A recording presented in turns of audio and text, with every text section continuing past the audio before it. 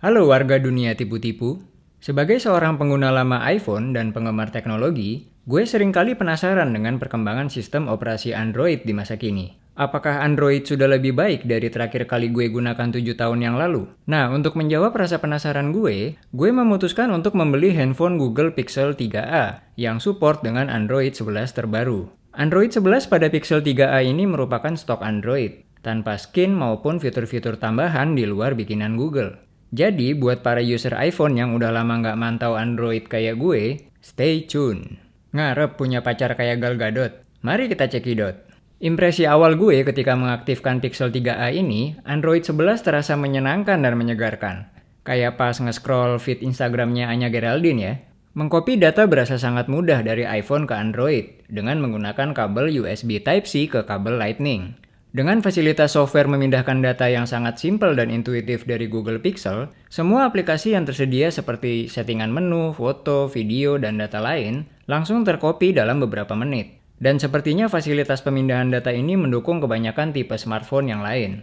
Setelah proses penggandaan data selesai, gue langsung menjajal navigasi pada OS Android 11, yang ternyata berasa cukup familiar. Gue merasa dalam beberapa tahun belakangan ini, baik Android maupun iOS, saling terinspirasi satu sama lain. Di Android 11, gue juga merasa sistem security-nya kini lebih transparan. Seringkali Android mengkonfirmasi kalau ada aplikasi third party yang ingin mengakses handphone gue, serupa dengan iOS. Masuk ke bagian notification center, dari dulu gue beranggapan Android jauh lebih advance daripada iOS di part ini. Dengan grouping yang lebih cerdas di antara chat, notifikasi aplikasi, maupun notifikasi sistem OS. Di Android 11 ini, Google juga memperkenalkan chat bubbles yang mengizinkan kita untuk menarik chat dari notifikasi aplikasi yang didukung ke home screen, sehingga lebih mudah diakses ketika diinginkan. Sedangkan di bagian control center, gue lebih menyukai tampilan layout pada iOS yang bisa diakses dalam satu layar. Tapi keduanya sama-sama berfungsi dengan baik menurut gue. Di bagian home screen, gue biasanya meletakkan beberapa widget yang berguna di iOS.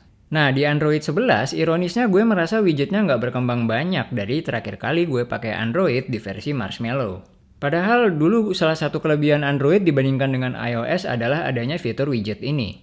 Widget pada iOS menurut gue lebih berguna dan didukung banyak aplikasi third party. Sebagai penggemar shortcut, fitur menu kontekstual pada ikon aplikasi sangat berguna buat gue. Nah, pengaplikasian menu kontekstual di Android dan iOS ternyata agak berbeda. Di mana pada iOS, menu yang ditampilkan konsisten sebagai menu jalan pintas menuju fungsi tertentu di dalam aplikasi. Sedangkan pada Android, menu kontekstual lebih berupa menu widget, yang pada beberapa aplikasi juga menyediakan menu shortcut. Meski tidak semua aplikasi menyediakan fitur ini. Bicara soal ikon aplikasi, pengelompokan aplikasi pada app drawer Android selalu lebih gue sukai, karena lebih straightforward dan fungsional. Nggak seperti pada app library iOS yang tetap difolderin. Meski bisa juga sih dilihat dengan tampilan list down. Masuk ke bagian asisten virtual. Seperti yang sebagian besar orang setuju, Google Assistant performanya jauh lebih baik daripada Siri, dengan respon yang lebih gegas dan jawaban yang lebih kena. Tapi gue pribadi sih make virtual assistant cuma buat nyalain alarm sebelum bobo. Sedikit menyerempet soal hardware. Meski Pixel 3a dan iPhone 12 mini sama-sama dilengkapi dengan RAM sebanyak 4GB, gue merasa Android Task Manager menutup aplikasi yang sudah tidak dipakai pada background lebih agresif daripada iOS. Hal ini kebalikan dari apa yang terjadi di masa lalu, di mana iOS lebih sering menutup aplikasi yang sedang idle pada background. Gue pribadi sih nggak keberatan dengan hal ini, karena secara keseluruhan, performa kedua OS ini tetap sama-sama smooth. Ya, cukuplah kalau hanya multitasking 3-4 aplikasi sekaligus. Untuk urusan gesture navigation, udah pasti Android 11 lebih fleksibel, dengan adanya 3 pilihan seperti 3 tombol klasik yang familiar, tombol pill dan back button yang gue nggak demen, dan terakhir navigation bar yang sangat mirip dengan iOS. Bedanya, dengan menggunakan pilihan navigation bar ini, di Android 11 kita bisa swipe back pada area ujung kiri layar, maupun pada ujung kanan layar. Meski demikian, gue merasa back swipe-nya iOS lebih berasa natural animasi dan feel-nya. Lanjut ke fitur yang sering gue andalkan di iOS adalah text selection, dengan cara men-tap dan hold tombol spacebar pada keyboard dan merubah keyboard menjadi semacam trackpad. Fitur ini belum tersedia di Android 11. Dengar-dengar sih beberapa UI Android dari manufaktur seperti Samsung punya fitur serupa dengan iOS. Next, ketika scrolling di aplikasi sosmed atau browsing di browser, gue sering menggunakan fitur tab pada ujung atas layar untuk kembali ke page awal. Fitur seperti ini sepertinya masih eksklusif di iOS, dan gue merasa kehilangan fitur ini di Android 11. Di era layar smartphone yang semakin besar dan panjang, jempol gue sering banget kram karena mencoba meraih bagian atas dari layar handphone. Di iOS ada fitur reachability yang sepertinya belum diimplementasikan di Android 11. Gosipnya sih bakal ada di Android 12. Padahal, manufaktur seperti Samsung dan LG setahu gue udah lama punya fitur semacam ini. Part berikutnya adalah software image editing bawaan pada Android 11 dan iOS 14 yang menurut gue sama-sama berfungsi dan bekerja dengan sangat baik. Nggak masalah ketika harus diandalkan untuk mengedit foto-foto konten sosial media worthy di keduanya. Nah, aplikasi sosial media yang beredar di App Store maupun Play Store menurut gue memang lebih matang pada iOS, seperti pendapat beberapa penggiat teknologi gadget lainnya. Beberapa fitur lebih dulu dirilis pada iOS dan beberapa fitur berjalan kurang mulus pada Android. Contohnya fitur dark mode di beberapa aplikasi yang berjalan mulus pada versi iOS, tapi pada versi Android kurang mulus atau belum ditemukan.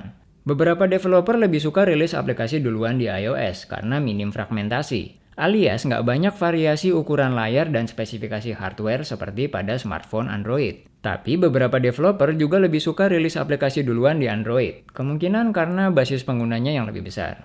Contohnya, aplikasi Toko yang saat ini baru ada di Play Store. Sebagai reviewer barang elektronik, gue memerlukan aplikasi ini untuk membuat e-katalog barang-barang elektronik bekas review yang ingin gue jual. Dengan lebih dari 1 juta pengguna sejak dirilis di bulan Oktober 2020, aplikasi ini bisa membuat e-katalog produk yang ingin kita jual hanya dalam waktu 15 detik. Dan aplikasi ini 100% gratis tanpa biaya komisi. Beda dari aplikasi e-commerce seperti yang warnanya hijau maupun warna oranye ya. Cara bikinnya pun gampang, hanya dengan nomor handphone kita bisa bikin e-katalog dengan link website yang bisa dibagikan ke calon pembeli. Download aja langsung dari Play Store. Masukin nomor HP, terima kode OTP melalui WhatsApp, masukin nama, tipe bisnis, dan alamat. Jadi deh kurang dari 15 detik.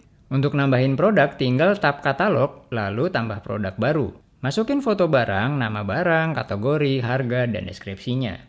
Pembeli yang tertarik sama produk kita bisa tanya-tanya via WhatsApp dan order barangnya langsung dari link toko yang udah kita bagikan. Pembeli bisa pilih mau ambil sendiri atau minta supaya barang yang dibeli diantar ke rumahnya. Keren!